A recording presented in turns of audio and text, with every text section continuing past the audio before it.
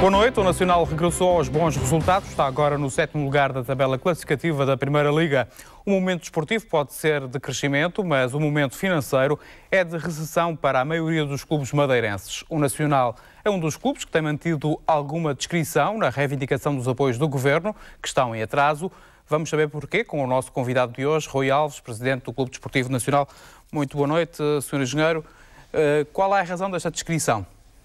Boa noite. Não sei se estamos a ser discretos. Aparentemente, sim, estamos a ser serenos e equilibrados. Eu, antes de me referir às razões da posição que temos adotado neste momento particularmente difícil para a região e para o desporto, e não só, e todos os setores da sociedade, é necessário percebermos porque é que chegamos aqui. Porque se entendermos porque é que chegamos aqui, se calhar a posição de discrição que assumimos acaba por fazer todo o sentido. Como sabe, entre 2009 e 2010 houve o colapso do sistema financeiro internacional. Digamos que o sistema financeiro tinha atingido a sua entropia máxima e países como periféricos como Portugal, Irlanda, Grécia e outros acabaram por sentir os efeitos desse colapso de uma forma, enfim, mais dura do que os restantes. Nesse quadro, poderíamos, se quiséssemos comparar, de que se as regras que se aplicam às empresas fossem aplicadas aos Estados, estávamos perante Estados insolventes. Naturalmente que a região também ultraperiférica não podia ficar fora destas consequências. E o desporto está a ser vítima desta crise nacional e naturalmente que Portugal tinha entrado no governo anterior numa lógica de planos de estabilidade e crescimento sucessivos que acabaram por não ser nem de estabilidade nem de crescimento.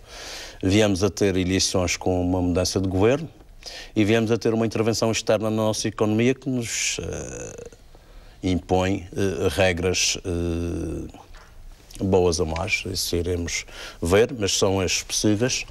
E as possíveis chegaram também à região, de uma forma dura e austera. E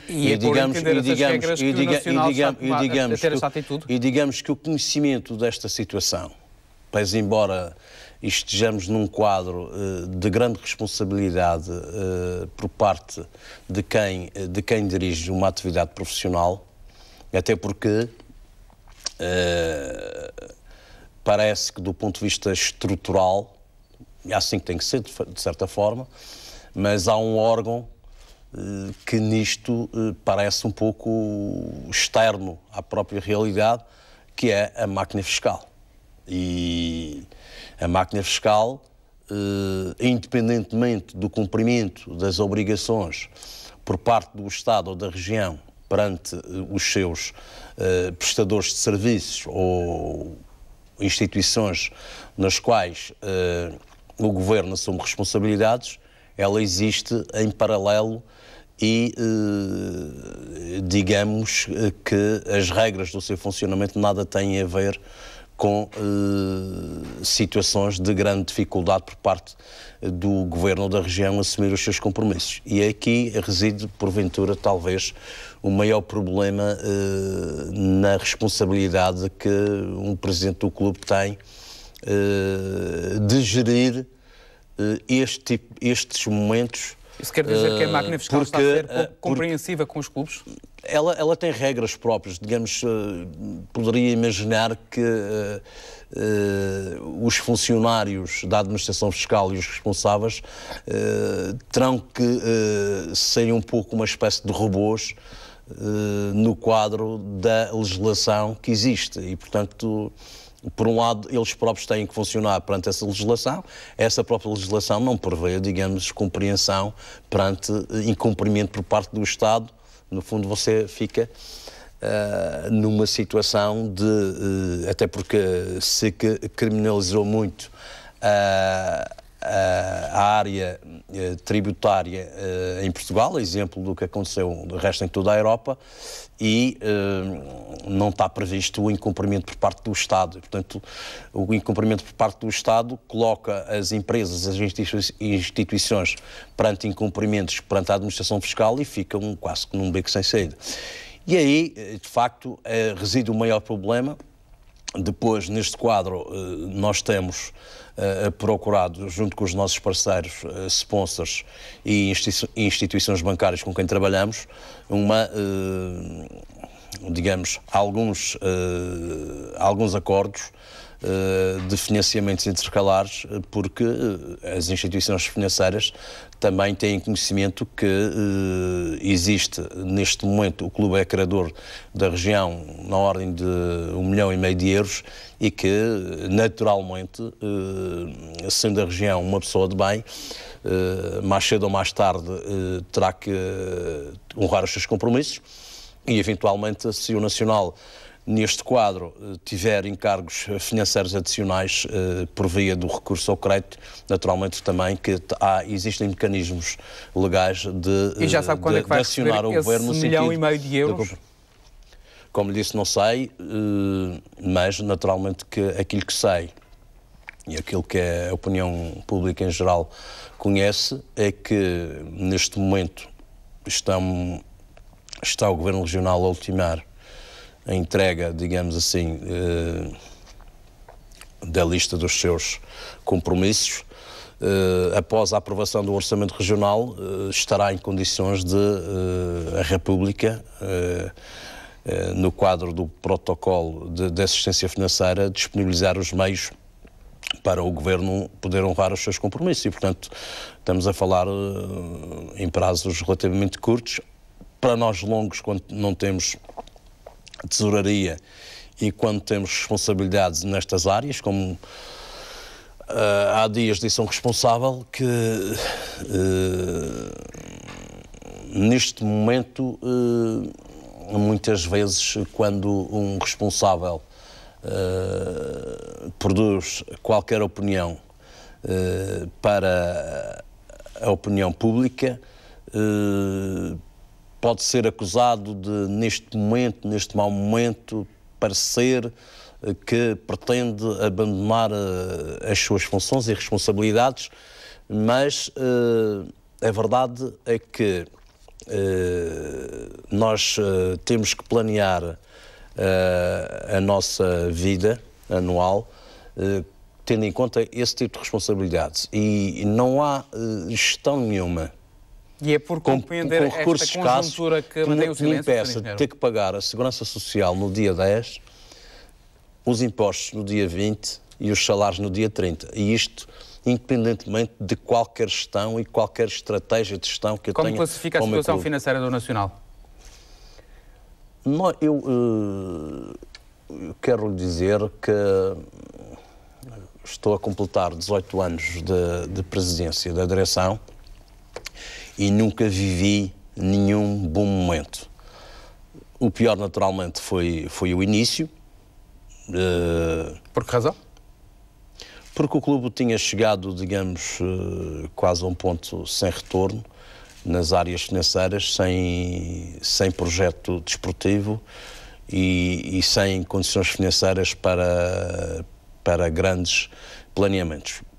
Naturalmente também esse foi um momento, enfim, lá vão 18 anos, a minha juventude ajudou bastante no projetar o futuro do clube, mas vivemos sempre, a partir de determinada altura, em momentos difíceis, sempre com recursos bastante escassos porventura para as nossas ambições, mas houve uma coisa que nunca perdemos, foi o controle sobre a nossa situação económica ou financeira. E, portanto, neste momento também vivemos naturalmente com dificuldades, mas não perdemos o controle sobre a nossa situação económica ou financeira, e isso é muito importante. Óbvio que me poderá dizer que caso não tivesse acontecido a venda de um ativo em janeiro, se calhar estaríamos com uma situação um pouco mais complicada. Mas neste momento particular em que falo consigo, o Nacional tem talvez um dos clubes em Portugal tem os salários dos seus atletas e dos seus funcionários todos em dia. E tem dívidas o Nacional? Tem dívidas, mas como lhe digo, sobre controle. Digamos que as nossas dívidas são ainda assim inferiores àquilo que são os credores do Governo Regional. Perante o atraso do Governo Regional nos pagamentos, alguns clubes e associações pediram uma reunião com o Governo. Porquê que o Nacional não foi a essa reunião? Ou não quis estar presente nessa reunião? Nós não dissemos que não queríamos estar presente. Os clubes reuniram-se, clubes de futebol e outros na Associação de Futebol da Madeira.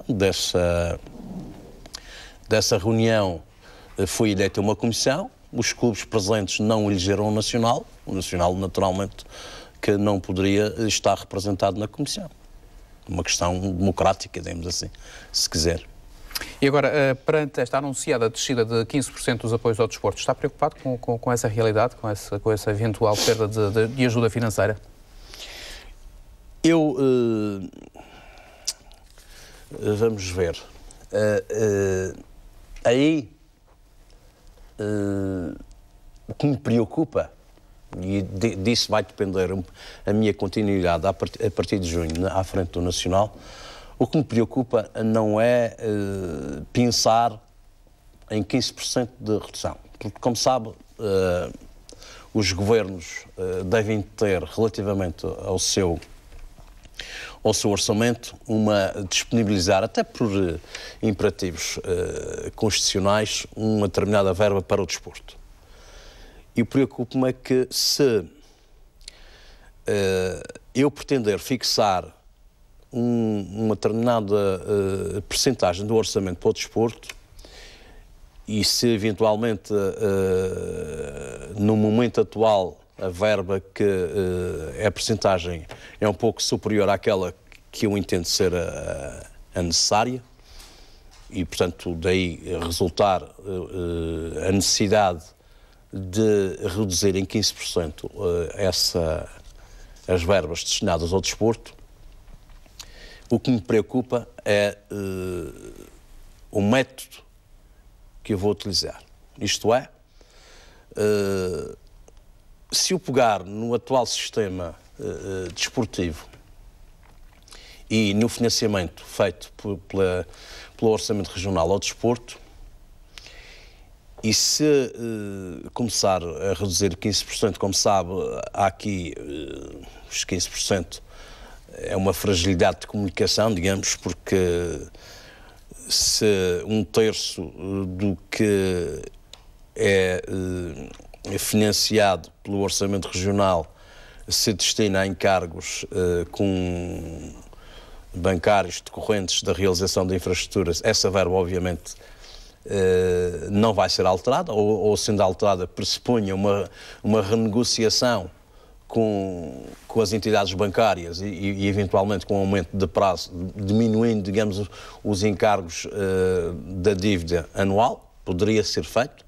Se a ideia fosse clara de reduzir apenas 15%, ora, aquilo que pode ser alterado vai ser mais de 15%. E aquilo que eu temo, de facto, e neste momento digo-lhe com alguma decepção, porque as eleições regionais foram em outubro, a tomada do governo foi em novembro. Eu acho que neste quadro as pessoas têm que trabalhar mais contra o tempo.